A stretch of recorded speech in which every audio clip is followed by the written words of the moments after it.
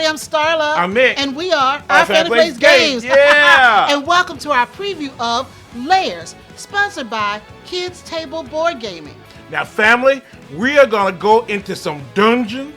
We're going to be walking around trying to map crazy dungeons and getting in trouble and trying to find treasure, but also maybe we run into some monsters and stuff. I'm kind of scared, Starla, but it's going to be on Kickstarter. And here's Starla and Grant with an overview of this very mappy game. Let's go, adventurers!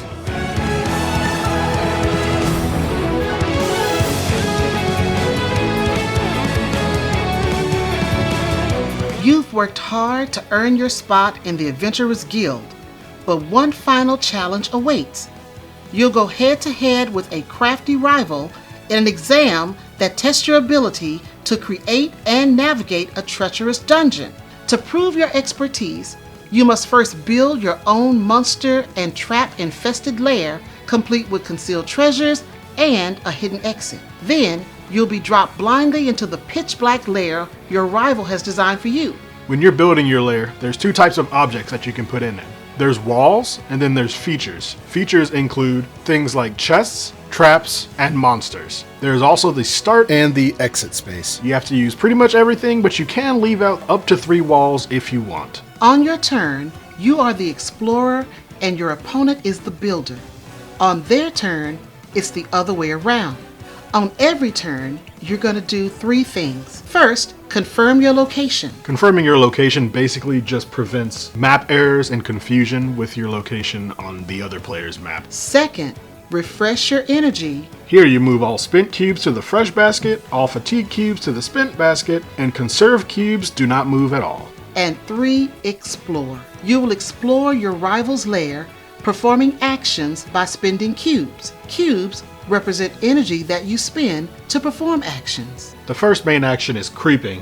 You can move your explorer through an adjacent space but not through a wall, but you have to be sure to announce it to the other player. Hustle allows you to move up to 3 times using the same process as the creep action. Backtrack allows you to move through any number of known empty spaces or into a known space which may or may not be empty. Peer is a very helpful action because you get to learn about an adjacent unknown space, then you may move into the space if you want. Then there's a conserve action, which immediately ends your turn, but you may move up to 3 fresh cubes into the conserve slots beside your fresh basket, saving them to be spent for the next turn. Now you may notice that a few actions may be missing, but you'll find out what those are later. Your mission is simple. Explore, solve, map, and escape their lair before they do the same to yours, and exhibit more massive dungeon delving skills along the way. Of course, to win the game, you simply must have more victory points than your opponent. You get those by finding treasures, defeating monsters, and of course, exiting the lair. The winner gets the glory of a shiny new guild membership card, while the loser will have to do some deep soul searching about whether they will come back next year and try again. Good luck, adventurer, but don't get lost.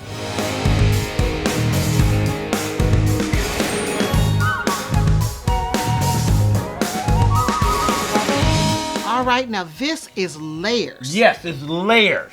It's a 2-player game. Yes, it's a 2-player game. Mm-hmm. It's head-to-head. Yes. And trying to see who's the best dungeon mapper and maker. Mm-hmm. Who can make the best dungeon to try to mess up your opponent. Exactly. Yes.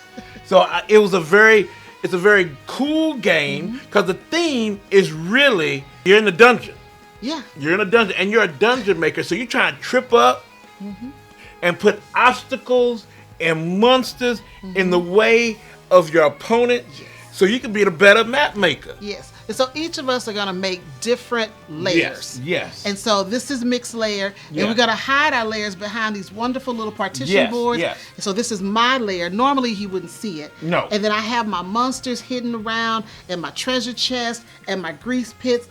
And then this little guy is Mick's guy. And this little person, that's Starla's person right there. Yes. And so we'll be trying to figure out how to get through each other's layer by your opponent's going to give you different instructions on where the walls are and all that stuff. And you got to figure out what are you going to do? Are you going to make steps? You're going to run through there? You're going to creep through there? There are different things that are listed on your little partition that'll help you as you play the game. Yes, I mean all the rules and stuff kind of like will help you out, and then you're gonna be adding rules, adding stuff, but that's later on. That's later on. Now, in the beginning, before we even start playing, we have to set up our layers. We have to set them up. We'll have 20 walls. That we got to put 20 walls in here. Now you can use all the walls, but you can use all but 3 if you don't want to. You can use all, or you can leave up to 3 out. Yes. So I use everything. And so did I. I use everything because I want to mess Starla up so she can run in the walls a lot. That's what we got to do. And then also you put in a start and an exit. Now to exit, you got to do a couple of conditions. You got to get either 3 treasures, because there's 3 treasures in here, or kill 3 monsters, or get 2 treasures, or kill 2 monsters. And kill 2 monsters. Yes, yes. So those are the conditions that you have to do to get out. So you'll be running around this lair trying to see stuff. And when I go into a room, I have to say, okay, Starla, what's in the room? And because, you know, I say, well, okay, I'm in A1. What's there? I draw that it's a known room, and Starla would tell me where the walls are, either north, south, east, or west, and what's going on. If there's something in there or something not in there, and then I just keep moving. And you mark all that on your sheet so that you can figure out where you've been and where you're going. So if it's a wall, you'll put a little line here that it's a wall.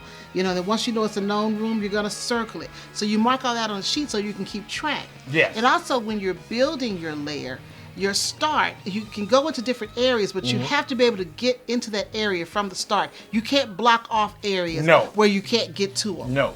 And then you also have to have where your start can go through only 1 obstacle to the treasure. You can't have two obstacles, you know, going to the treasure, because you really try to mess somebody up. So to be fair, just one little one little trap or monster to the treasure. But other than that, hey, stop your opponent. Stop them.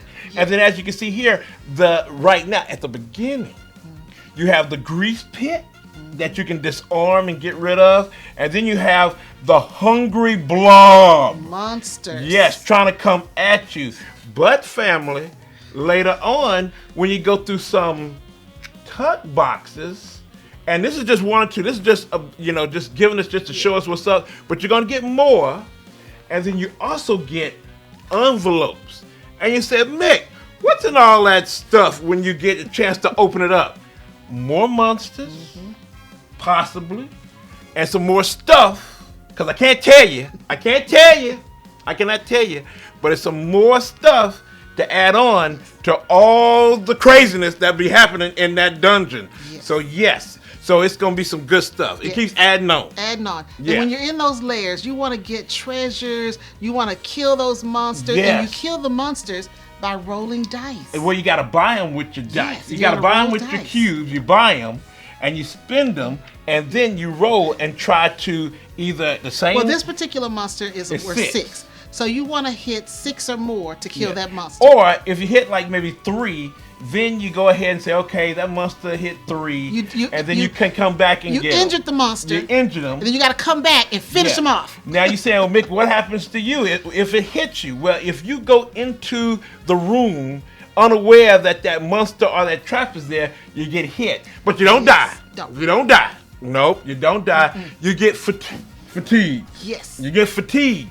And you have to give up some of your dice and put them in fatigue. And you say, well, Mick, what happens to your dice? What happens? Well, when you spend some and then you're somewhat fatigued, it all goes, at the end, you get some, go into fresh, or you go to spin. It always goes, you know, one way.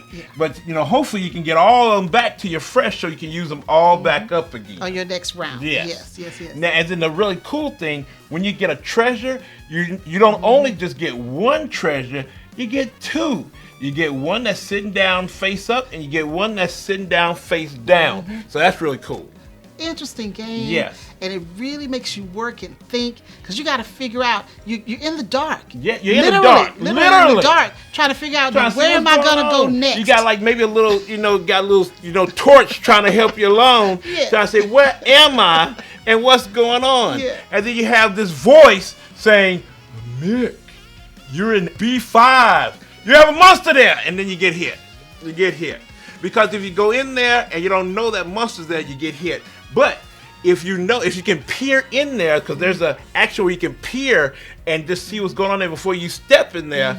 It says a monster there, like, oh, can't go in there. But since you know that monster's there, the next time you go in there, you don't get hit by that monster. Right. You try to take that monster out. You try to take him out. Yes, you try to take him out. Yes. So this game is a little different from a typical KTBG Yes, game. it is. Totally different. Yes. But it's unique and it's interesting and it's something that you want to take a look at. Yes, because it's a one-on-one battle, and it's very interesting how they did this. Yeah. But like KTBG always does, it's family friendly. Family friendly. Family friendly, and the family can have some fun. Yes. Yes. Because do you think that maybe like two people can kind of work together against the other? Well, like if you have a family. Well, I never you thought have about family. that, but you probably could do 2 and 2. Yeah. 2 against 2. Or you can have the kids against versus the parents. Yes. Yeah, you could probably do that. You can do that. Yeah. I can see that. I can see that. So, family, don't just take our word for it. Check it out for yourself on Kickstarter, which is on now. See if your family or game group will like this very interesting map making and coming at dungeons game. Yeah, we're going to do some dungeon crawling. Exactly. Yes. Now, Starla, where can you find OFPG all up in these dungeons trying to see where we're going before we bump into some walls? If you're looking for Our Family Plays Games, Yes. you can find us on Facebook, Instagram, Yep. Blue Sky, Yep. on our website, Yes. and TikTok. TikTok, yeah. Family, thank you so much for coming for our preview of Lairs. Oh, I still think I'm a bit lost, actually. you're still lost. You're just finding your way here. You're not getting out. He just found his way here. I was What? in that other room, then What? I bumped into a monster. Oh, did the blob monster get you? I think so. I think that's what happened. Watch So- the hungry I don't blob think you're gonna get out. monster. You're not getting out. Because that Probably blob is not. hungry. That blob is hungry. All right, family, thank you so much for checking out our preview of Lairs from KTBG. Hey, again, it's on Kickstarter. If you have any questions Check or it out comments, right now. It's check it live out. now. Yeah. If you have any questions or comments, put it down below. But always remember, even if we run away from a hungry blob, we love you. Bye, now. everybody.